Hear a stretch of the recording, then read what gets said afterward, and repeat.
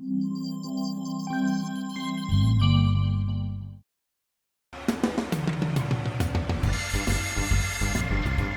long as it works, as long as my rent runs.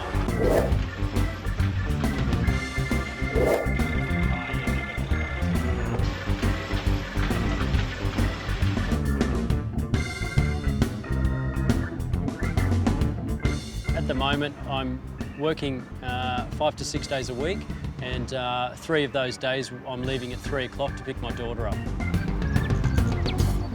Daddy's here! Daddy's here! Hi. Hey, How are you going? It's great, you know, I see Jasmine a lot more. I see her 3 days a week, and that's 3 days more than I normally would. So it's really helped me bond with Jasmine a lot more. Afternoon. Yeah. She's not feeling great, I No, think. she's been a bit crook, yeah. Yeah. He's having some quality time with Jazz in the week, which is just amazing for him. You know, to actually see her during the daylight hours, you know, she's such a different person to, you know, last thing at night, obviously, when she's very tired or even asleep. I don't think I fully appreciated how much work Nicola did with Jasmine. I think I took it with a grain of salt. I thought that I'd be able to grab Jazzy and, you know, take her for a lot more walks and, you know, take her down the parks, but I just don't have the time to do that. By the time I pick her up from daycare and put her to sleep, it's full on. Did Jazzy enjoy it? Yeah, she did. She was laughing. A few months ago, Nicola was retrenched. She's found a new job. She's working now from 8 till about 7 or 8 o'clock at night. If Adrian wasn't part of this initiative, for one, I wouldn't have been able to take this job that came along because of the hours. It just wouldn't have been feasible. It does put a lot more strain on the work, the flexi hours, because I do have to meet Jasmine at daycare and I do have to pick her up on time.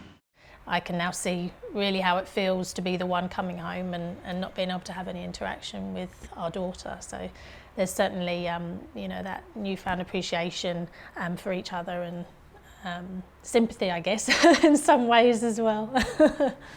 So I think Nikki's starting to feel how I felt when I couldn't see Jasmine now that she's back at work. So yeah, it's taking some getting used to, and I'm still struggling a little bit, not seeing her so much.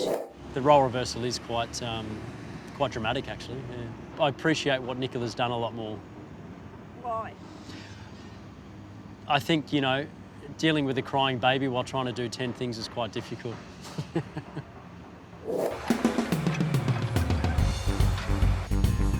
My work peers and colleagues, they're over the moon with the flexible hours. They want to do it as well, so they're quite happy for me to do it, so it gets out there and gets more exposure. Yeah. So what do you got, Benny? I think he thought the people were going to make it difficult, you know, that his colleagues and subbies and everything. I think he's been pleasantly surprised by how supportive they've all been, so that was certainly a positive outcome from it.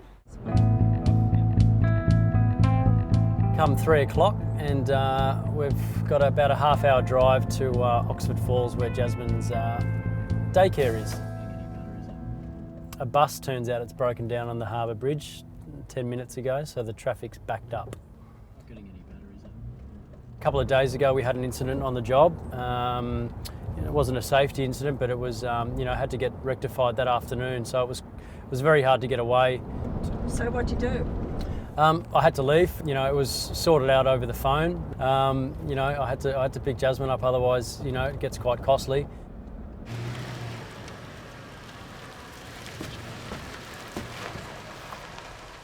I don't think it's possible for me to take any more flexi than what I am at the moment. I think it's, you know, the 3 days a week leaving early is quite straining enough. I suppose not just on my side of my stress levels, but also the job side as well. I think I do have to be here for that amount of time. Let's push your favourite button.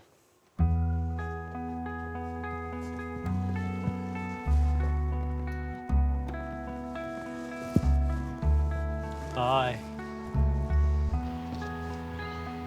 Nicola's pregnant again. It was only sort of made public yesterday after 12 weeks, so you know, everything's okay. So I only told my parents last night.